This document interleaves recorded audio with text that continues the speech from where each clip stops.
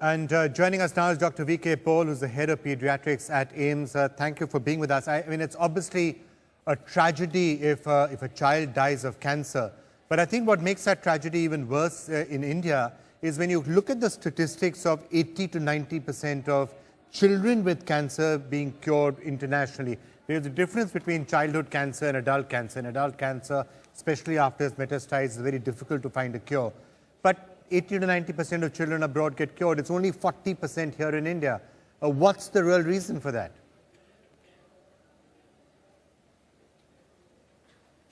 Well, the reason is it's late detection. The awareness levels are low. A vast population of ours lives in the rural areas, and there are challenges of accessing health care. At the same time, you can also, as we are hearing repeatedly, the facilities are not at all optimum. And the expertise in terms of pediatric oncology in particular, a very nice piece was just presented, are low. So we need to bring it all together. And we are talking about treatment, which should be state-of-the-art treatment ultimately to achieve the survival rates of 80 to 90%, which are aspirational but very much achievable. So we need to move in that direction collectively as government, as society, and as communities. All right, let me just also welcome Dr. Priya Ramachandran, who's a pediatric surgeon, founder of Ray of Life, and Dr. Mohammed Rela is also joining us, who's a renowned liver transplant surgeon. Dr. Ramachandran, you first. You were just talking about that shortage of pediatric oncologists here in India. You, one of the rare people who've come back from abroad to come back here and try and do something about it. What was the reason for that? You must have been concerned about the fact that there are so few experts and specialists who can treat cancer in children here in India. I was concerned more about the survival. I was concerned that the survival was a dismal 40% when I was used to seeing 90 to 95% abroad. And the reason for this, I realized, was two. One, there are no pediatric oncologists in this country, at least not enough. And secondly, the cost of cancer treatment is prohibitive. So this is why the Ray of Light Foundation was started.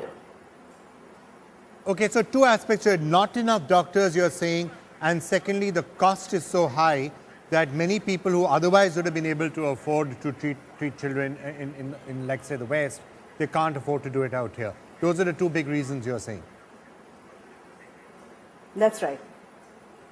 All right, Dr. Rela, the techniques and the technology which is available in India, let's just set that out of the way. Now, obviously, you yourself got into the Guinness Book of World Records, I think, for a liver transplant. Was it a 5-year-old child? 5-year-old girl, I think? So the five-day-old girl. 5-day-old. Yeah, 5-day-old girl. Yeah. I treat liver cancer in children. And I think I want to come back to the same point that the cancers in children are potentially curable. We saw very good examples earlier on of people coming into adulthood and leading a normal life.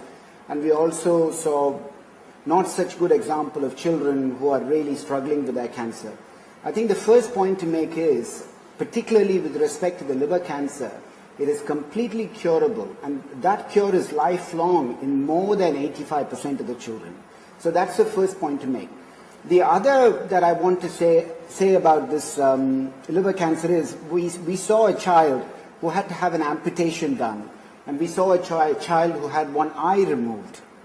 One of the advantages of treating cancers within the abdomen is you could remove 70% of the liver, 75% of the liver. There is no external scar for them to see. We also saw that there was another presenter who said that these children have to live the rest of their life with the consequences of their treatment of their cancer. One example was infertility. Again, and wherever there is radiotherapy, you do get infertility as a complication, whereas in the liver cancer in children, they actually live and lead a completely normal life once they are cured of their illness, and that cure is possible in 85% of these children. Now, what about access to these children, and what about the technology for this? One of the things about liver cancer is extremely rare.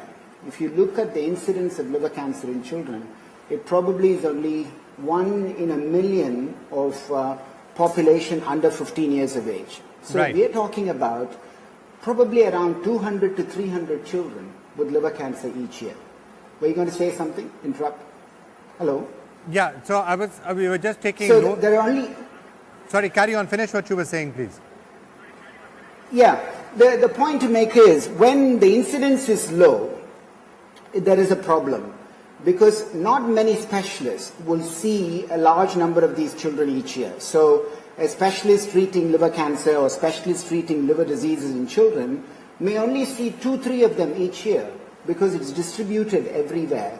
And that's why it's important to have very specialized units with pediatric oncologists, with surgeons who have Right. experience in liver surgery and can also have experience in operating on children. So it needs to be focused when the incidence of an illness is very low. And liver cancer in children is actually a success story in cancer. Because internationally, if you look at the population in our country, we have a large number. What about the population in smaller countries? Each of them would only see 10 children a year.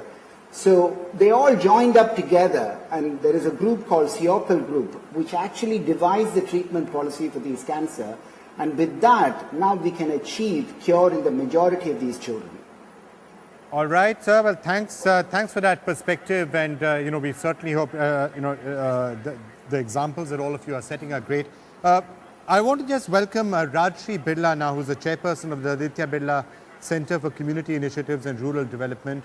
Ma'am, you of course have had a personal tragedy and a personal battle against cancer. That particular tragedy changed your life. Is that what are the lessons that you have derived from there, and what is it that you, ma'am, are now trying to do to try and make sure that we can win the battle against cancer?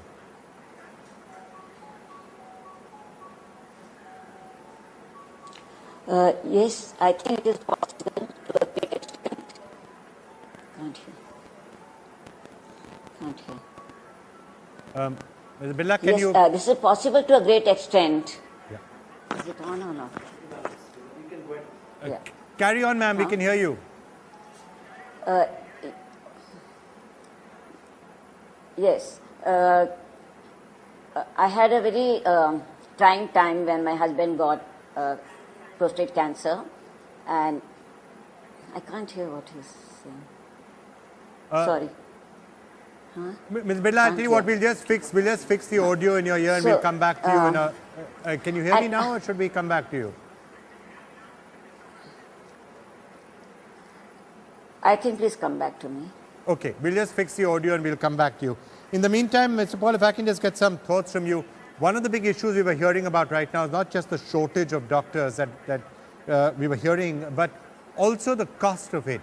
And this is where, at the end of the day, if we are to treat the vast majority of people in this country who cannot afford treatment for their children, we've been hearing heartbreaking stories all through the day about little children who have not survived the fight against cancer, not because it could not have been treated, but because the parents did not have the financial ability to fund that fight against cancer. This is where some of the government hospitals will probably have to step up. What is your sense of how we can tackle that part of it, the financial burden on parents?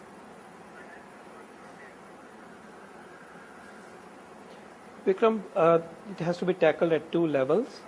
One, as you correctly said, that we need to augment our facilities in the public sector so that people with low resources can access it. And I do hope that as we develop the National Health Insurance Mission, which the government is seized of, we will have an opportunity to enhance access to services and to create mechanisms to connect poor people to high quality services. We are looking at expansion of tertiary care system. Many more AIMs will come up. We are proud of public sector institutions such as Bangalore, in the NGO sector, Tata Cancer, and so on. We need many more of them. So that's one part. But in the meanwhile, and even when we have these great facilities in the public sector accessible to the poor, we need to connect these families and to connect the system to the society. There will always be need for the non-government organizations, philanthropy to play a role, and the corporate social responsibility framework of the country provides such opportunity. I think mere augmentation is one part of the story, but at the same time, even in the interim, but even later on, we would require NGOs, we will require the initiatives, the kind of initiative that you are running, to be able to help the families to meet the stress and the burden and the financial catastrophe which looms large. Just want to also add that even in the current system, there are mechanisms. There is Arogya Nidhi available from the central government. There's a Prime Minister's Fund available. And there are other resources of the state government that are accessible to the poor. We need to connect families to these resources that are accessible and will make the treatment of cancer in poor families possible. All right, sir. Well, Mr. Rachi Birla, let me try and come back to you. You were telling us about the battle against cancer as you see it.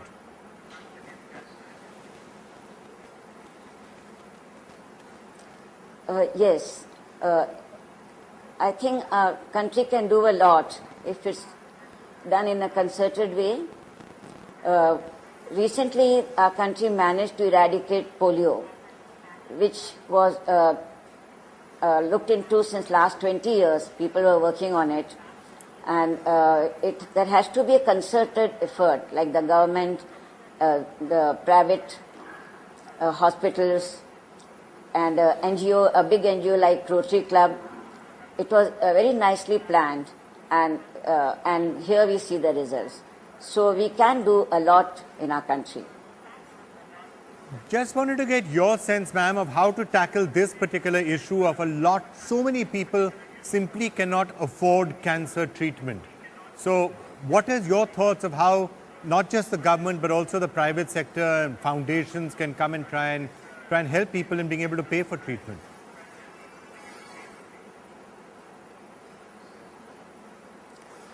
Yes, I think I'll give an example of what we are doing.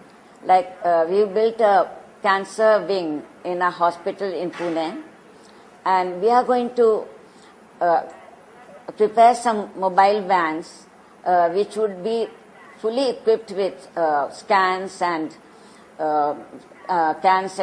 equipments like that, and those will go into the villages and spread awareness and do instant checkups, and whoever needs any operation or something, they'll be brought to the hospital. So this will be our pilot project, and once it's been established, then we can do more. All right, ma'am. All the best with those efforts. Dr. Ramachandran, one final, perhaps quick word from you. Your assessment of how long it will take in India before survival rates for cancer with children will go from 40% to the 80-90% that we see in the West? Not long at all. In my small group of 80 children, our foundation has been working for the last 12 years, and we have only 80 children because of fund constraints. These 80 children, 80% of them are alive and well.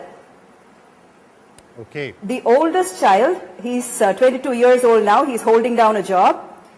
And the young girl whom we treated first, she was 16 when she had leukemia. She's now married and she's going to become a mother. So what people need to understand, that this is not a lost cause. Cancer is not a lost cause, and with funds and the right kind of people treating, survival can go up to 80% in no time. It's really a question of people coming together. With our foundation, we provide the money for drugs and consumables, but we also very closely supervise the treatment of these children.